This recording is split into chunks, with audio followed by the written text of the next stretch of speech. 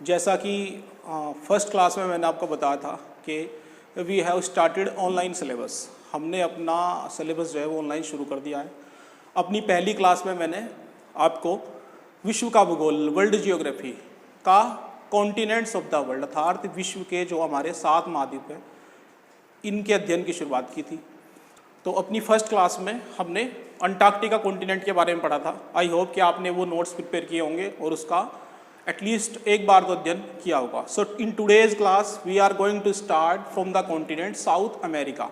दक्षिण अमेरिका महाद्वीप से हम लोग शुरुआत करने जा रहे हैं या अपने सिलेबस को कंटिन्यू करेंगे। टुडेज टॉपिक इज दक्षिण अमेरिका महाद्वीप। विश्व का चौथा सबसे बड़ा महाद्वीप है दक्षिण अमेरिका, जो कि उत्तरी अमेरिका से पनामा नहर के द्वारा पृथक हो रखा है या अलग हो रखा है। तो इस महाद्वीप की कुछ विशेषताएं इस प्रकार है। सबसे पहली बात तो इस महाद्वीप का जो क्षेत्रफल है लगभग 1,78,19,000 वर्ग किलोमीटर का क्षेत्रफल है, जो कि संपूर्ण विश्व के या मैं कहूँ संपूर्ण पृथ्वी के क्षेत्रफल का लगभग 12% है।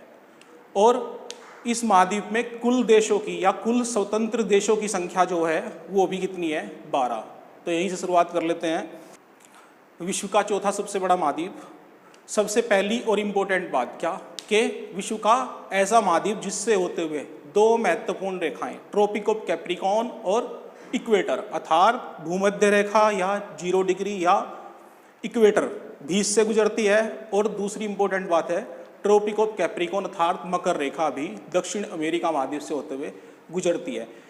इस महाद्वीप का जो अधिकांश विस्तार है वो हमारा साउदर्न हेमिस्फीयर अर्थात दक्षिणी गोलार्ध में है। दक्षिणी गोलार्ध में यह महाद्वीप फैला हुआ है।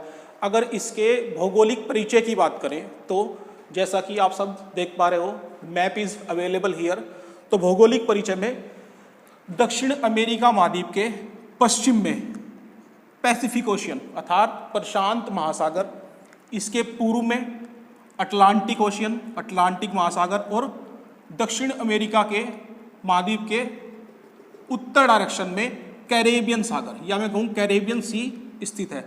पश्चिम में प्रशांत महासागर, पूर्व में अटलांटिक महासागर और उत्तर दिशा में कैरेबियन सागर स्थित है। ये जो लाइन 2 आप देख पा रहे हैं इट्स 0 डिग्री और इक्वेटर, मैंने अभी बताया कि इस महाद्वीप से होते हुए 2 रेखाएं गुजरती हैं। नंबर 1 है ट्रॉपिक ऑफ कैप्रिकॉर्न या मकर रेखा। ये जो लाइन आप देख पा रहे हैं प्रशांत महासागर से होते हुए और ब्राज़ील और चिली नामक देश से होते हुए जो गुजरी है, ये आपकी है मकर रेखा। और इसके ऊपर यहाँ कहीं है कौन? 0 डिग्री अर्थात भूमध्य रेखा।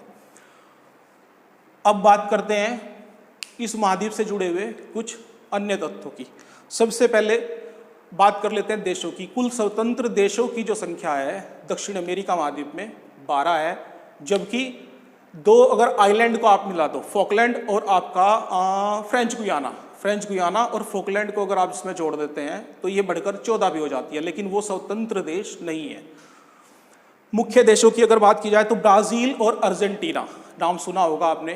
ब्राज़ील इस महाद्वीप का सबसे बड़ा देश है और दूसरे स्थान पर है अर्जेंटीना। अन्य देशों में Chile, Paraguay, Uruguay, Ecuador, Venezuela और आपका कोलंबिया, ये सब देश भी कहाँ स्थित हैं? आपके दक्षिण अमेरिका महाद्वीप में। तो आइए अब स्टार्ट करते हैं दक्षिण अमेरिका महाद्वीप के गहन अध्ययन को। ओके,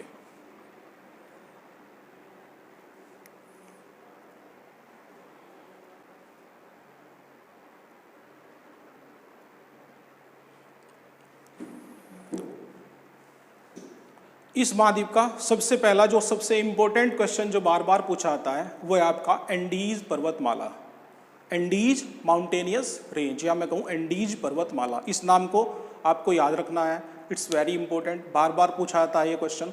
तो एंडीज पर्वतमाला जो है वो विश्व की, उस देश की ही नहीं अपितु संपूर्ण विश्व की या पृथ्वी की सबसे बड़ी पर्वतमाला है। एंडीज भी एक नवीन मोड़दार पर्वत है, यंगेस्ट फोल्डेड माउंटेन। नवीन मोड़दार पर्वत आपका एक हिमालय भी है।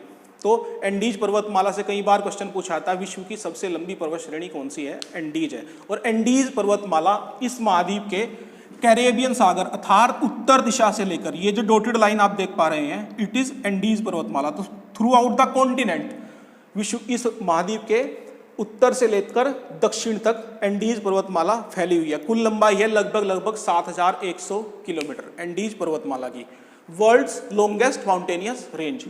इसी पर्वतमाला से इस महाद्वीप की 3 प्रसिद्ध नदियां, जिनमें सबसे महत्वपूर्ण है आपकी अमेजन, दूसरी है आपकी ओरिनिको और तीसरी है आपकी ला प्लाटा। इसमें से आपको अमेजन एटलीस्ट याद रखना है।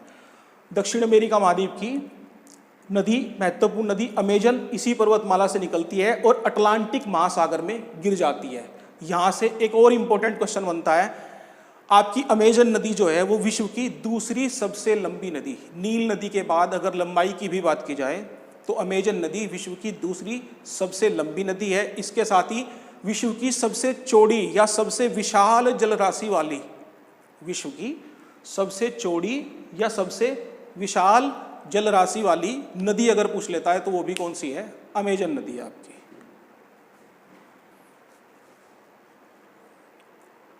तो हम बात कर रहे हैं एंडीज पर्वतमाला की। एंडीज पर्वतमाला से कुछ महत्वपूर्ण क्वेश्चन और भी आते हैं जिनको आपको एग्जैक्टली याद रखना है। जैसे कुछ विश्व के सबसे प्रसिद्ध और सबसे ऊंचे ज्वालामुखी अर्थात वोल्केनो, जिसमें एक्टिव भी हैं और अनएक्टिव भी हैं।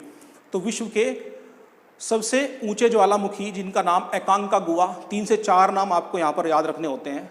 नंबर 1 एकांकागुआ, नंबर 2 आपका Ojos del Salado, number 3 Cotopaxi, number 4 Chimborazo. ये 4 महाद्वीप, जिसमें से 2 तो बहुत इंपॉर्टेंट है। नंबर 1 क्या आपका एकांकागुआ, विश्व का सबसे ऊंचा अगर कोई क्या है ऊंचाई पर स्थित वोल्केनो है, ज्वालामुखी है, तो वो कौन सा है? एकांकागुआ। ये भी कहाँ स्थित है? आपका एंडीज पर्वतमाला में। और एंडीज पर्वतमाला की अगर सबसे ऊंची चोटी पूछ लेता है या फिर दक्षिण अमेरिका की सबसे ऊंची चोटी पूछ ले तो भी आपको क्या बोलना होता है? एकांकागुआ। 6990 मीटर, लगभग 23,000 फीट की ऊंचाई इस ज्वालामुखी की है। तो there are few questions which has been always asked from this mountainous range. Andes पर्वतमाला से लगातार कुछ क्वेश्चन जो पूछे जाते हैं, मैं उसको एक बार फिर से रिपीट कर रहा हूँ। एंडीज पर्वतमाला विश्व की सबसे लंबी पर्वत श्रेणी है। कुल लंबाई लगभग 7000 किलोमीटर से भी अधिक, 7100 किलोमीटर है। इसकी सबसे ऊंची चोटी कौन है? एकांकागुआ है। एकांकागुआ ही दक्षिण अमेरिका की सबसे ऊंची चोटी भी हो गई एज यूजुअल। इसके बाद एकांकागुआ ही विश्व का सबसे अधिक ऊंचाई पर स्थित ज्वालामुखी भी है, वोल्केनोज भी है। इसके बाद नंबर आता है ओजोस डेल सेलेडो, ये नाम आपको याद रखना है। ओजोस डेल सेलेडो भी क्या है? दक्षिण अमेरिका में एंडीज पर्वतमाला में स्थित चिली और अर्जेंटीना, 2 देश आप यहाँ देख पा रहे हैं, चिली और अर्जेंटीना की सीमा पर स्थित क्या है? ओजोस डेल सेलेडो, जो कि विश्व के का प्रसिद्ध एक ऊंचाई पर स्थित ज्वालामुखी है। इसके बाद बात कर लेते हैं, तो हम बात कर रहे थे दक्षिण अमेरिका के सघन वनों की। अब बात कर लेते हैं दक्षिण अमेरिका के सघन वन जो यहाँ पर पाए जाते हैं। सवाना और प्रेरी नामक जलवायु, सवाना जलवायु भी यहाँ मिलती है और प्रेरी जलवायु भी यहाँ पर मिलती है। दक्षिण अमेरिका में अमेजन बेसिन, अमेजन नदी को पकड़ के चलते हैं। अमेजन का जो जंगल है उसको विश्व का हृदय स्थल या विश्व का फेफड़ा कहा जाता है, क्योंकि विश्व का सबसे अधिक जो ऑक्सीजन का उत्पादन होता है वो इन्हीं सघन वनों से होता है। तो अमेजन के बेसिन में एक महत्वपूर्ण प्रकार के वन मिलते हैं, जो कि क्वेश्चन बार बार पूछा जाता है, सेल्वाज। आपको ये नाम याद रखना है। सीधा क्वेश्चन पूछा जाता है कि अमेजन बेसिन का जो जंगल है उसमें जो सघन वन मिलते हैं उनको किस नाम से जाना जाता है? तो आप क्या वो कहेंगे? सेल्वाज के नाम से जाने जाते हैं। इसके बाद अमेजन से सबसे ज़्यादा यही क्वेश्चन पूछा जाता है कि जो आपका विश्व का फेफड़ा है या विश्व का सबसे अधिक ऑक्सीजन उत्पादन करने वाला जंगल कौन सा है? अमेजन का जंगल। और अमेजन नदी को हम जान चुके हैं कि ये नदी कहाँ से निकलती है? एंडीज पर्वतमाला से ही निकलती है। विश्व की दूसरी सबसे लंबी नदी है, प्लस अगर सबसे विशाल जल राशि वाली या सबसे अधिक चौड़ी नदी आपसे पूछ लेता है तो आपको अमेजन नदी वहाँ पर आंसर करना होता है। तो अमेजन के बेसिन में सेल्वाज वृक्ष मिलते हैं। इसके बाद दूसरे वृक्ष का नाम है आपका पैम्पाज, जो कि क्या है? शीतोष्ण घास के मैदान है। यहाँ से भी क्वेश्चन मल्टीपल टाइम्स रिपीट होता है कि दक्षिण अमेरिका में स्थित विषुवत रेखीय वनों को क्या कहते हैं? तो उसको कहते हैं पैम्पास। वो किन नदियों के द्वारा बनाए गए हैं या किन नदियों के दोआब में स्थित हैं? जो आपका पेम्पास जो है वो पराना और पैराग्वे, दो अन्य नदियां हैं दक्षिण अमेरिका महाद्वीप की, पराना और पैराग्वे। पराना और पैराग्वे नदियों के दोआब में जो जंगल मिलते हैं उनको हम पेम्पास के नाम से जानते हैं, पेम्पाज कहते हैं, जो कि किसका उदाहरण है? एक शीतोष्ण घास के मैदानों का। और तीसरा है आपका लानोज। लानोज ये किस प्रकार का उदाहरण है? लानोज यहाँ के कहलाते हैं आपके उष्ण घास के मैदान। उष्ण घास के मैदान लानोज, आपका शीतोष्ण घास के मैदान पेम्पाज, और अमेजन के बेसिन में तीसरे प्रकार के अन्य प्रकार के जो वन मिलते हैं उनको सेल्वाज। लानोज जो है वो आपका उष्ण घास के मैदान का एक उदाहरण है। तो ये थी कुछ मुख्य बातें दक्षिण अमेरिका महाद्वीप से जुड़ी हुई। एक बार कुछ चीज़ें फिर से मैं रिपीट करता हूँ, बिकॉज इस कॉन्टिनेंट से मल्टीपल टाइम काफ़ी क्वेश्चन पूछे जाते हैं। तो दक्षिण अमेरिका महाद्वीप जो है, साउथ अमेरिका, ये विश्व का चौथा, fourth largest continent of the world, विश्व का चौथा सबसे बड़ा महाद्वीप है। कुल क्षेत्रफल याद हमको नहीं रखना है, एग्जैक्टली क्षेत्रफल नहीं पूछा जाएगा। तो लगभग बात की जाए तो 1,78,19,000 वर्ग किलोमीटर से भी अधिक, जो कि संपूर्ण विश्व का लगभग कितने परसेंट है? 12%। और 12 डिजिट से ही एक क्वेश्चन और निकल कर आ जाता है, अगर पूछ ले स्वतंत्र देशों की संख्या दक्षिण अमेरिका महाद्वीप में कुल कितने देश हैं, how much countries are there in the South America continent, तो भी आपको 12%, 12 ही बोलना होता है, सॉरी। तो इस महाद्वीप की अगर भौगोलिक परिक्षेप्य की बात करें तो इसके पश्चिम दिशा में प्रशांत महासागर, पूर्व दिशा में अटलांटिक महासागर और उत्तर दिशा में आपका कैरेबियन सी, कैरेबियन सागर स्थित है।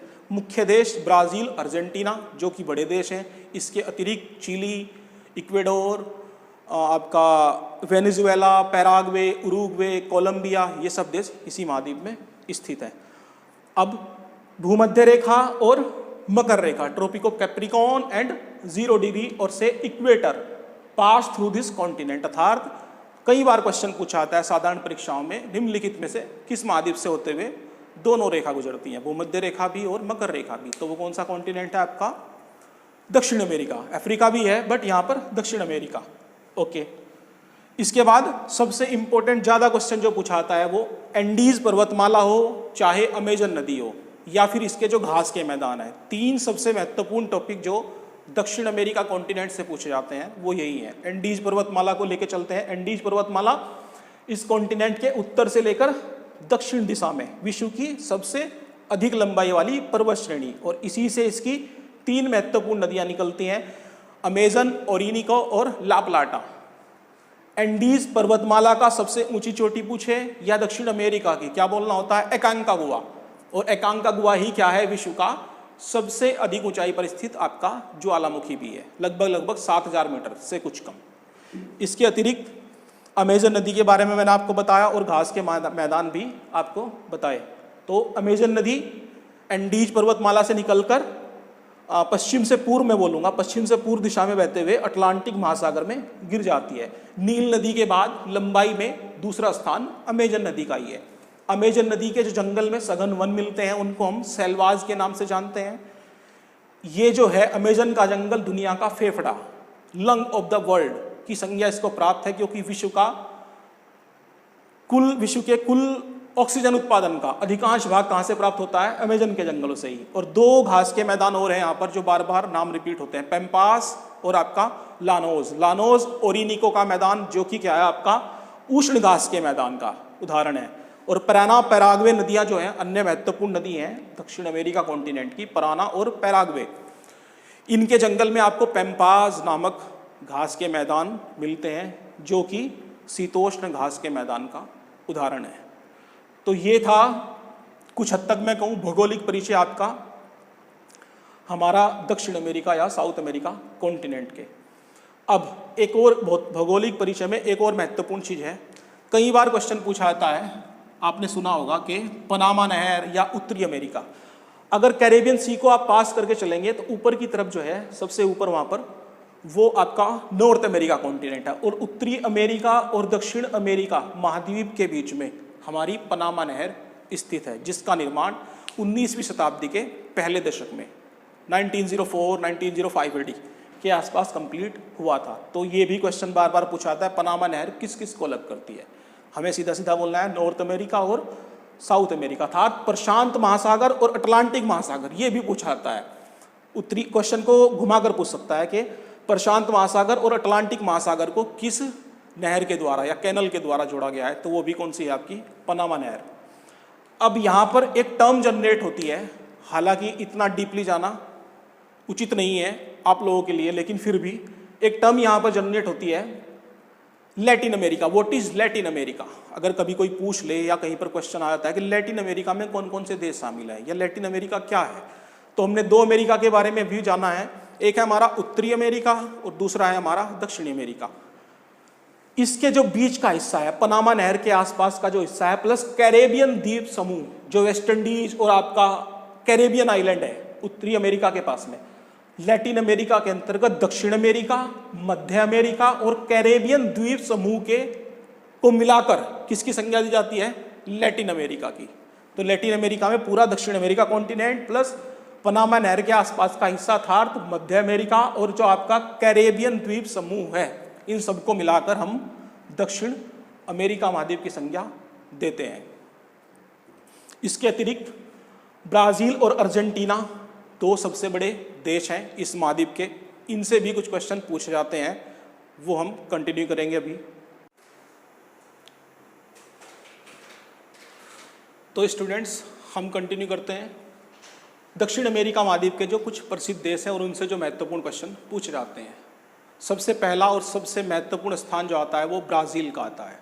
ब्राज़ील दक्षिण अमेरिका महाद्वीप का सबसे बड़ा देश है और विश्व में भी 5वां सबसे बड़ा देश है।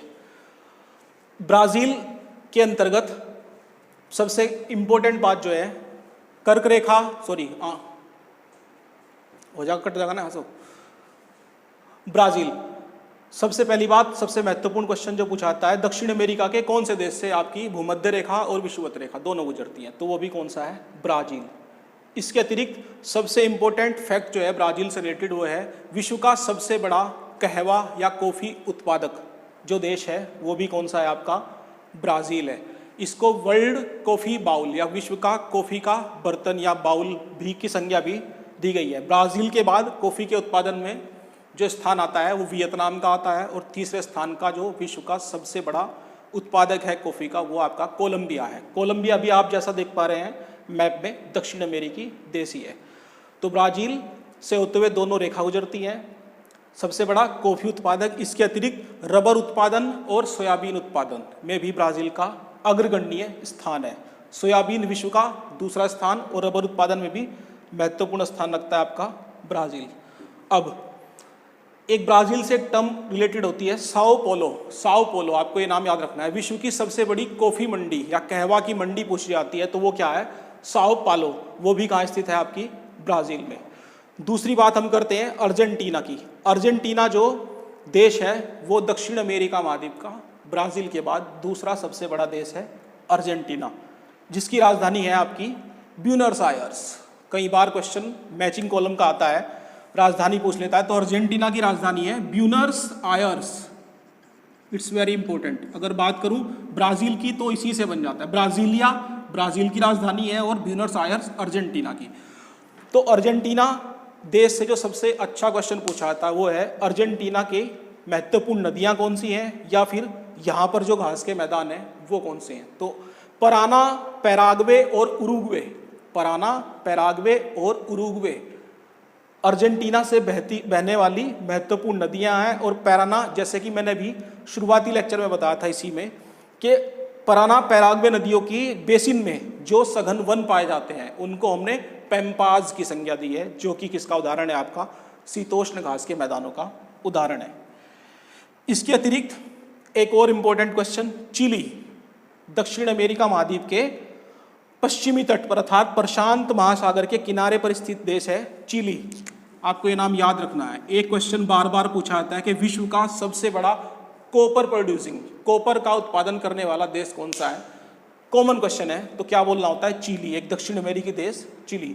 इसके बाद एक क्वेश्चन बनता है आपका इक्वेडोर से।